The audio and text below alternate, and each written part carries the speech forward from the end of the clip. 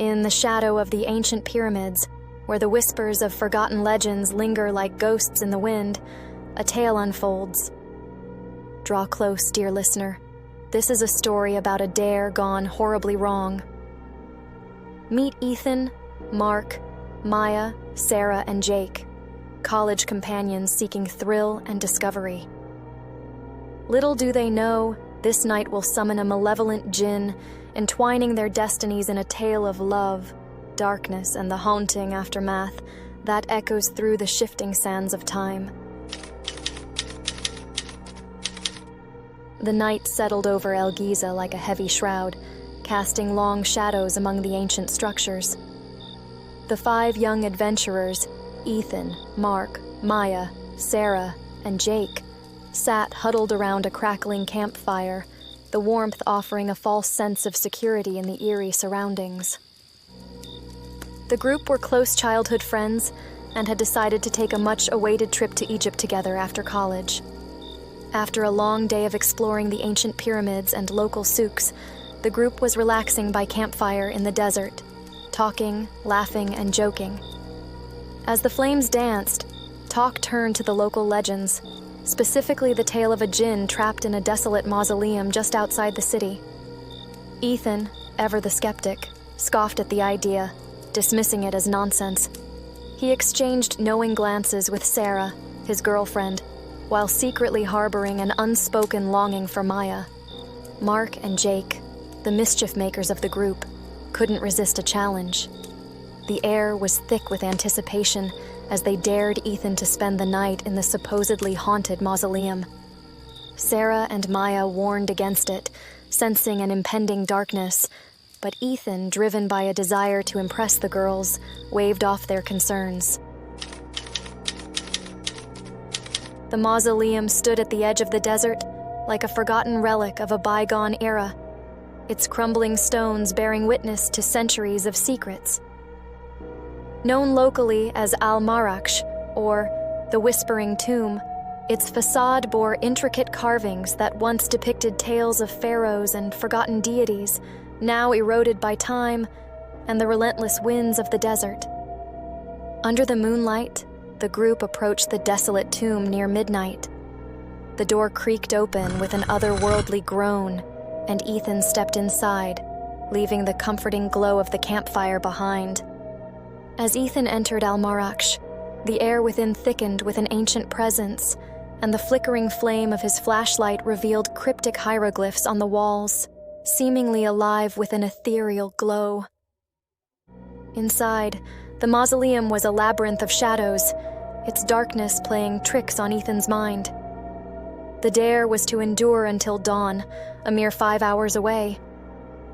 Ethan, feigning confidence, felt a chill down his spine, but dismissed the unease as a byproduct of the ominous setting. As time slipped away, faint whispers echoed through the tomb. At first, Ethan attributed them to the wind, but they grew louder, accompanied by elusive shadows dancing at the edge of his vision. Panic seized him, and he fumbled for the exit. His flashlight died, and his phone displayed a cruel, no-signal message. The air hummed with an unsettling energy as a Djinn materialized before him. Its form was ever-changing, a swirling vortex of shadow that seemed to defy the laws of reality. Fiery eyes burned within the void, capturing the essence of 1,000 lost souls. The Djinn's presence twisted the very air, distorting reality and casting an otherworldly pallor over the tomb. Before Ethan could react, the malevolent force latched onto him, and the world plunged into darkness. Morning arrived, and when Ethan failed to rejoin the group, concern turned to fear. They found him unconscious in the tomb. Mark and Jake managed to get him back to the hotel. Back at the hotel, Ethan awoke with no memory of the night. In the days following Ethan's nightmarish encounter within Al-Maraksh, a subtle but disconcerting change overcame him. At first, it was the small things, an occasional distant gaze, a twitch in his eye, that went unnoticed by the group. However, these subtle signs soon escalated into a harrowing descent into the clutches of the Djinn's influence. Physically, Ethan's once vibrant appearance took on an eerie pallor. Dark circles formed beneath his eyes, testament to restless nights haunted by unseen terrors. His movements became sluggish and disjointed, as if his very limbs were weighed down by an otherworldly force. But it was his eyes that revealed the most unsettling transformation. Once filled with the spark of youthful exuberance, they now reflected a haunted emptiness, as if a part of his soul had been claimed by an entity unseen. The group grew unsettled at Ethan's increasingly erratic behavior. Objects would move without explanation, as if guided by an unseen hand. He spoke in tongues unknown to those around him, and his presence seemed to draw an unnatural chill, even in the warmest of surroundings. As Ethan's mental and physical state deteriorated, the group, desperate for answers, turned to the locals for guidance. Whispers of their friend's affliction circulated through the narrow alleyways of El Giza, reaching the ears of the curious and the cautious alike. Local merchants, intrigued and concerned, shared furtive glances when the group passed by, their expressions a mix of pity and wariness. It wasn't long before rumors reached an elderly shopkeeper known for his knowledge of ancient lore and mysticism. The wrinkled lines on his face seemed to hold untold stories, etched by years of living amidst the ancient wonders that surrounded El Giza. With a hesitant gaze, the shopkeeper directed the group to the outskirts of the city, to a secluded enclave where a reclusive dervish resided. Mentioning the dervish's name was met with hushed tones and cautious glances, as if the mere utterance of the name carried a weight of its own. The group embarked on a journey through the labyrinthine streets, guided by the subtle directions of the locals. The air carried a sense of trepidation, a palpable tension that mirrored the urgency of their quest. As they approached the dervish's dwelling, a modest abode surrounded by ancient olive trees, a feeling of both hope and apprehension settled upon them. They knocked urgently on the weathered wooden door. Moments later, the door creaked open, revealing the enigmatic figure of the dervish, a figure wrapped in flowing robes that mirrored the hues of the shifting sands. His face, weathered by the passage of time and etched with lines, bore an enigmatic serenity. Piercing eyes, the color of ancient amber, held a depth of knowledge that transcended the mortal realm. The dervish, initially resistant to outsiders, sensed the gravity of their plea. Reluctantly, he emerged from his humble dwelling, eyes scrutinizing the group as if assessing their sincerity. With cautious persistence, the friends conveyed the tale of Ethan's possession and the darkness that threatened to consume him. With a heavy heart, the dervish agreed to help, cautioning the group about the dangers that lay ahead. He revealed the necessity of a cleansing exorcism, a ritual steeped in mysticism and peril. The friends, grasping at the sliver of hope offered, committed to whatever it took to free Ethan from the malevolent clutches of the Djinn. The group, guided by the dervish, gathered in a desolate spot in the heart of the desert for the perilous exorcism. The air crackled with an otherworldly energy as the dervish began the intricate ritual. With solemn precision, he sprinkled holy water in elaborate patterns, the droplets shimmering in the moonlight like liquid starlight. Chanting mysterious words, the dervish created a haunting melody that resonated through the desert, each syllable carrying the weight of ancient incantations.